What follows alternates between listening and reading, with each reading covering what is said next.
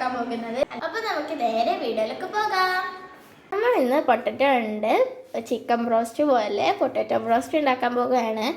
ഈ ഒരു കട്ടിയിലാണ് ഞങ്ങൾ മുറിച്ചെടുത്തിരിക്കുന്നത്. ഞങ്ങൾ തണുത്ത വെള്ളത്തിൽ 3-4 പ്രാവശ്യം കഴുകിയെടുത്ത് അതിൻ്റെ സ്റ്റാർച്ചൊക്കെ കളഞ്ഞിരിക്കുകയാണ്. ഇനി നമുക്ക് 1 കപ്പ് മൈദ വേണം. 1 ടേബിൾ സ്പൂൺ കോൺഫ്ലവറും കൂടി ചേർത്ത് കൊടുക്കാം. ഈ ഒരു അളവിൽ മുളക് പൊടിയും കൂടി ചേർത്ത് കൊടുക്കാം. ഇനി നമുക്ക് ആവശ്യത്തിന് ഉപ്പ് ഇട്ട് കൊടുക്കാം. ഇനി നമുക്ക് തണുത്ത വെള്ളം ഒഴിച്ച് നന്നായിട്ട് മിക്സ് ചെയ്തെടുക്കാം. നമ്മൾ ഫ്രിഡ്ജിൽ വെച്ച് തണുപ്പിച്ചെടുത്ത വെള്ളമാണിത്.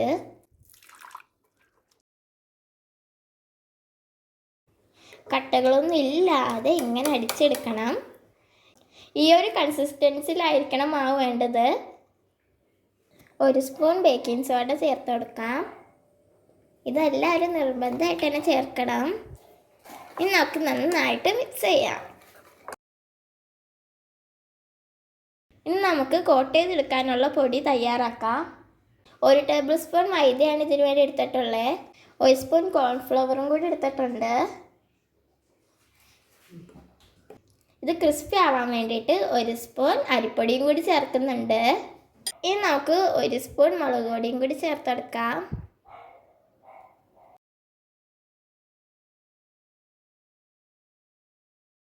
ഇനി നമുക്ക് പഴമൊക്കെ മുക്കി പൊരിക്കണ പോലെ ഇതുപോലെ നമുക്ക് ഡിപ്പ് ചെയ്തെടുക്കാം. ഇതിന് ശേഷം നമുക്ക് ഈ പൊടിയിൽ കോട്ട് ചെയ്തെടുക്കാം. ഇങ്ങനെ നന്നായിട്ട് അമർത്തി കൊടുത്തതിന് ശേഷം നമുക്ക് പ്ലേറ്റിലേക്ക് വെക്കാം.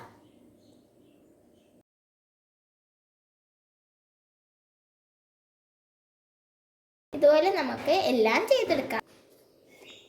ഇനി നമുക്ക് ചട്ടി ചൂടായതിന് ശേഷം എണ്ണ ഒഴിച്ചെടുക്കാം. ഇപ്പോൾ നമ്മുടെ ചട്ടി ചൂടായിട്ടുണ്ട്. വെളിച്ചെണ്ണയാണ് ഞങ്ങളിവിടെ ഒഴിക്കുന്നത്.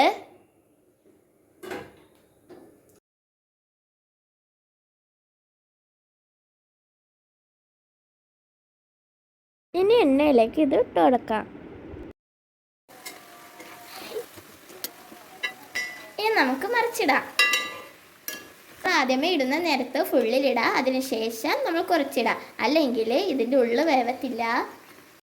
നമ്മളൊരു സാധനം ചേർക്കാൻ മറന്നുപോയി. മാഗി ക്യൂബാണ് ഇത്. നമ്മൾ ബാറ്റർ മിക്സ് ചെയ്യണ മുമ്പേ പൊടിച്ച് ചേർക്കേണ്ടതാണ്. എന്നാൽ മാത്രമേ ചിക്കൻ്റെ ഒരു ഫ്ലേവർ കിട്ടുള്ളൂ.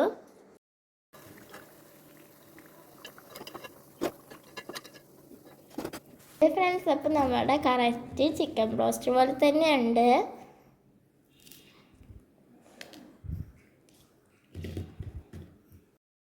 അപ്പോൾ തീർച്ചയായിട്ടും എല്ലാവരും ഇത് ട്രൈ ചെയ്ത് നോക്കുമല്ലോ.